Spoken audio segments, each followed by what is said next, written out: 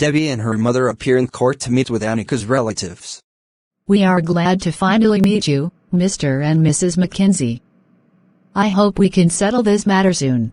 Us too. But perhaps we should get to know each other before we decide what should happen to Annika.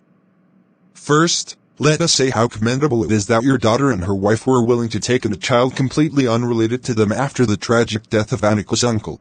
We were acting in accordance with Charles' will and testament, which specifically named me and my wife Carrie as the ones to take care of Annika if something happened to Charles and his husband Michael. I think the biggest question we have is why Charles would not name any of his blood relatives in his will. My nephew is Charles' father. So we only found out what was going on after Charles and Michael were killed. Charles was disowned for being gay, while his sister was treated as a golden child. But it was the sister, Jamie, that turned into a drug addict and criminal. Then she was murdered. Then Charles' parents refused to take Annika in, and so Charles had to. Regardless of how you view homosexuality, there is no good reason to reject a child like Annika. She was innocent. So we have condemned our nephew and his wife for refusing to step up and take responsibility for Annika. She is their granddaughter. Her welfare should be what matters. I think we can all agree on that, so we want to make you an offer.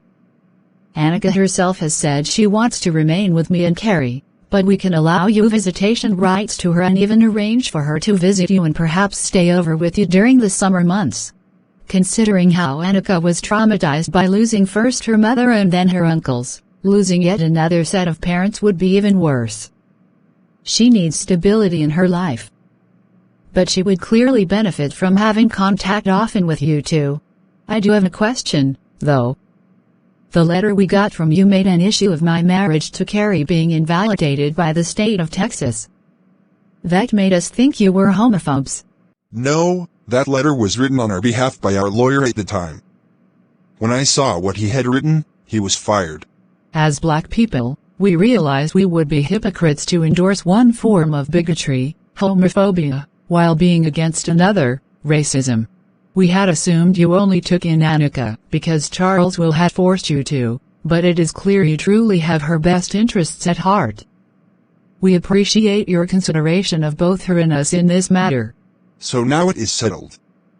Let us draw up the terms for Annika's custody and then file the documents in court. And so an out-of-court settlement was reached that day.